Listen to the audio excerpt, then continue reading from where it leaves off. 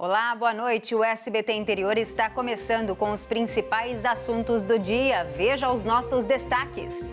Um incêndio de grandes proporções em uma área de pastagem preocupou moradores em Araçatuba. Foram mais de 8 horas para controlar as chamas.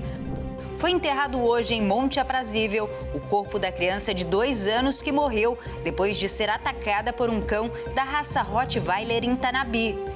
E um projeto de reflorestamento da bacia do Ribeirão Lajeado está ajudando a recompor a fauna local. Diversas espécies de animais estão reaparecendo na região. Tudo isso e muito mais você confere agora no SBT Interior.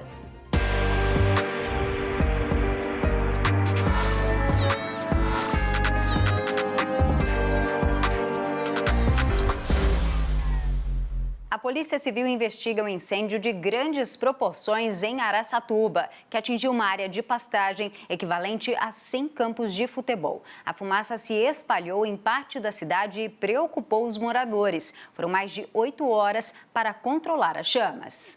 Um dia após o incêndio, o que sobram são as cinzas. A área atingida é equivalente a 100 campos de futebol. Foram mais de 8 horas de trabalho intenso para conter o fogo. Mas durante a noite, por volta das 10 horas, mais um ponto de incêndio surgiu e os bombeiros precisaram voltar para o local. A ocorrência foi despachada por volta das 11 horas da manhã. A gente ficou empenhado aqui até as 19 horas. E essa ocorrência teve um segundo chamado por volta das 22 horas da noite. E as equipes permaneceram no local até as 2 horas da manhã. A causa é indefinida, pode ser por causa natural, pode ser ignição espontânea, pode ser incêndio criminoso, pode ser alguém que jogou alguma bituca de cigarro pelo carro na rodovia ou alguma embalagem metálica, vidro. O incêndio começou atrás de 2 condomínios que ficam próximos à Universidade Salesiano, em Araçatuba, e se espalhou até a Unesp de Odontologia, que fica às margens da rodovia Marechal Rondon. Ao todo, foram cerca de 800 mil metros quadrados de área queimada e mais de 20 mil litros de água foram utilizados para conter as chamas.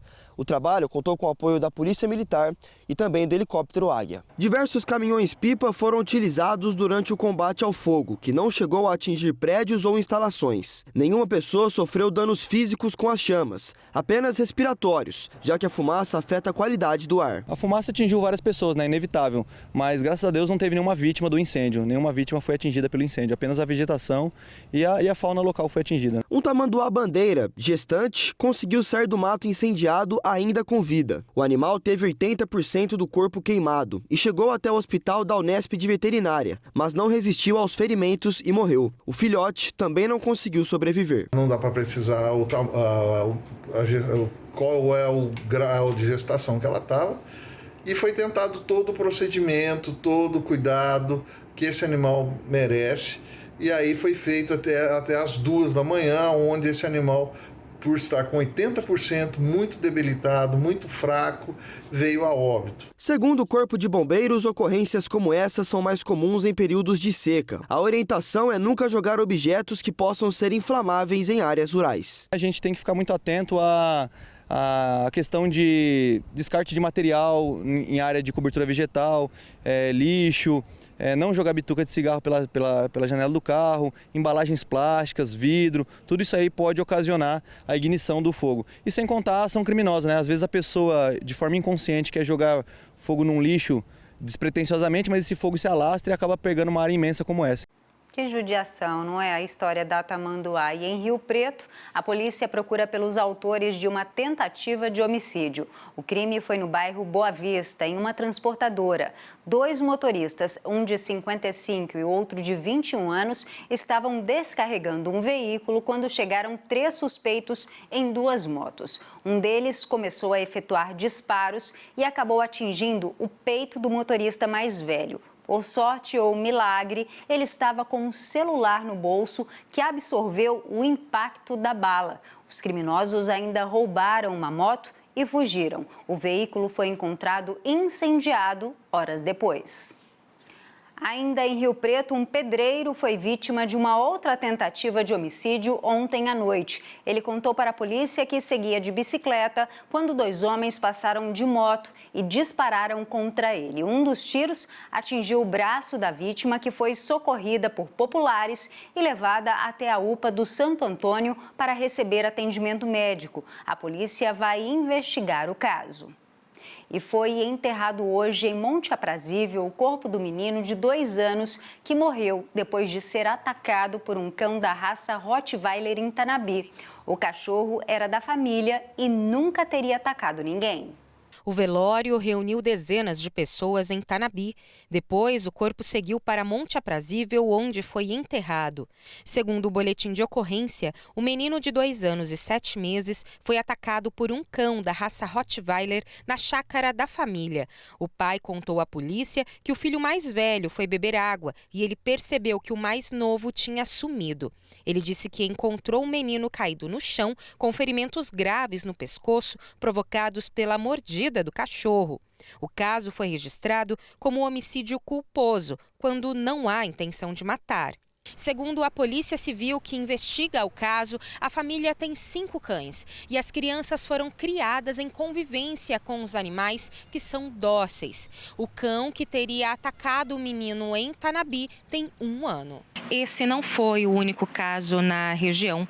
Na última quarta-feira, em Macaubal, um idoso de 60 anos foi atacado por 3 cães da raça Pitbull. Segundo informações do boletim de ocorrência, ele estava no quintal de casa quando os animais que são da vizinha invadiram o local por um buraco no muro. Ele sofreu vários ferimentos nos braços e teve que ser encaminhado para atendimento na Santa Casa de Votuporanga.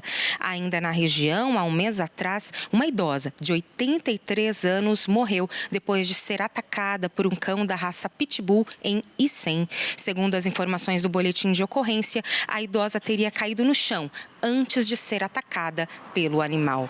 Situações como essa reforçam a importância dos cuidados ao ter um cão de grande porte. Especialista em adestramento há 25 anos, Osmir Pila explica que há sim diferença entre as raças e algumas delas necessitam de um cuidado maior dos tutores. Cães com visibilidade para a rua em grades têm a probabilidade de ser mais agressivo devido a estimulações de rua.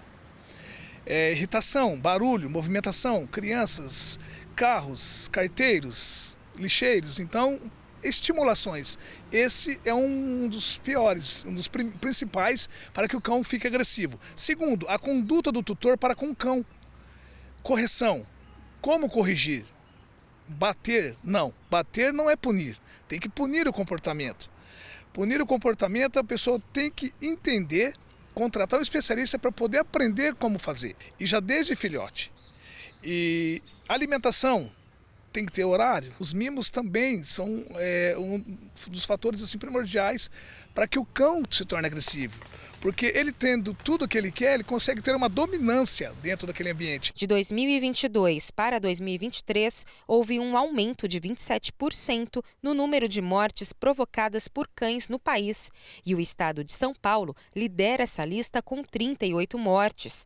Em caso de ataques, o especialista explica que algumas atitudes podem ser cruciais. Se a pessoa não tiver como fugir, escapar daquele ambiente, não há outro jeito. Você tem que se debruçar ao chão, tampando a jugular com as mãos, ficar quieto o máximo possível. Vai tomar algumas mordidas? Sim, mas é melhor do que vir a óbito. Por que vai ser melhor? Porque ali não tem estimulação, você vai ficar quietinho, o cão logo não tem a estimulação, a tendência do cão é se retirar e abandonar o alvo. Primeira pausa e depois do intervalo a gente fala sobre saúde. Teve mudança no esquema de vacinação contra a Covid-19 em Rio Preto. E em Presidente Epitácio, as mulheres podem fazer mamografia de graça e sem agendamento até o dia 27 de julho. Eu te conto tudo daqui a pouquinho. A gente volta já.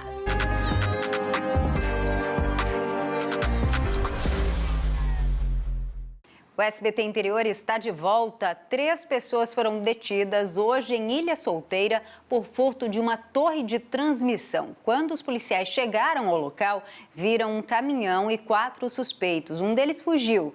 Em entrevista com os outros homens, eles contaram para a polícia que um deles contratou os demais para serrar e retirar dali a torre não energizada que estava no chão. Somente o contratante ficou preso e vai responder por furto. Os outros 2 foram ouvidos e liberados. A carga de ferro de mais de 1,5 toneladas foi apreendida.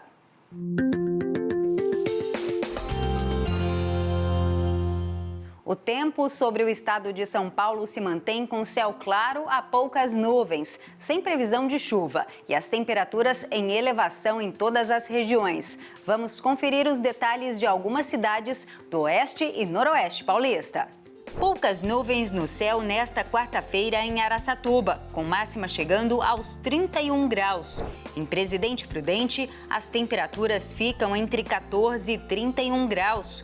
O sol brilha forte também em Rio Preto, com mínima de 16 e máxima de 30 graus. Em General Salgado, a mínima deve ser de 15 graus. Em Ribeirão dos Índios e Palestina, o sol aparece entre nuvens, com as temperaturas variando entre 16 e 31 graus. Rio Preto registrou mais uma morte por chikungunya. A vítima foi um homem na faixa de idade entre 70 e 75 anos, morador da cidade. Ele tinha comorbidades como hipertensão e diabetes. O idoso começou a ter os primeiros sintomas no dia 10 de maio e morreu 19 dias depois. Os exames foram encaminhados ao Instituto Adolfo Lutz e em julho foi confirmada que a causa da morte foi a chikungunya. A primeira morte pela doença foi em abril e a segunda em maio. Ao todo, a cidade contabiliza 1.808 casos da doença. 277 ainda estão em investigação. E falando em saúde, a Secretaria de Saúde de Rio Preto mudou a estratégia de vacinação contra a Covid-19. Agora, as doses estão disponíveis em 7 unidades básicas de saúde. A medida, segundo a pasta, foi tomada por conta do estoque reduzido da vacina XBB e a indisponibilidade de frascos multidoses, conforme nota técnica do Ministério da Saúde. A vacina contra a Covid-19 faz parte do calendário de rotina de crianças de 6 meses a menores de 5 anos e é aplicada também em idosos, pessoas com imunossupressão, gestantes e puérperas, além de outros grupos de risco. As UBSs do Estoril, Parque Industrial, Santo Antônio, São Deocleciano e Vetorazo funcionam de segunda a sexta-feira, das 7h30 da manhã até as 4h30 da tarde. Na unidade Jaguaré João Paulo II, o horário é ampliado até às 6h30 da noite e na UBS Solo Sagrado até às 7 da noite. E começou hoje em Presidente Epitácio os atendimentos do programa Mulheres de Peito, que oferece exames de mamografia sem necessidade de agendamento. A carreta, estacionada na Praça da Criança, oferece 500 exames de graça para mulheres de 35 a 70 anos. Vão ser distribuídas 50 senhas por dia, das 8 da manhã até as 5 horas da tarde, de segunda a sexta-feira. E aos sábados, são 25 senhas das 8 da manhã até o meio-dia. O serviço fica disponível até o dia 27 de julho. Última pausa e na volta você vai ver que um projeto de reflorestamento da bacia do Ribeirão Lajeado fez diversas espécies de animais reaparecerem na zona rural de Penápolis. Não saia daí, nós voltamos já já.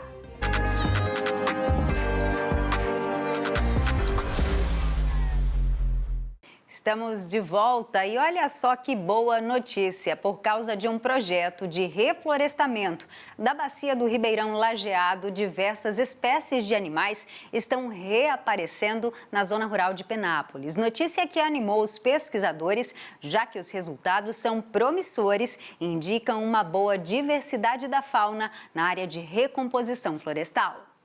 As imagens registraram 6 espécies distintas de animais. A exemplo deste tamanduá-bandeira bem curioso, que chegou pertinho da câmera. Esse cachorro do mato também foi flagrado passeando sossegado durante o dia. Esses 2 animais que estão ameaçados de extinção foram encontrados na bacia do Ribeirão Lajeado, em Penápolis, no interior de São Paulo. Foi essa câmera que filmou os bichos passeando. O monitoramento da fauna serve como uma fase dos testes do projeto de reflorestamento do lugar. Inicialmente, a gente fez esse monitoramento para avaliar se seria um indicador legal para a gente começar a utilizar. Ele não era utilizado, a gente não tem histórico de registro anterior, então eu não posso te falar, nunca teve esses animais aqui. São animais nativos da região.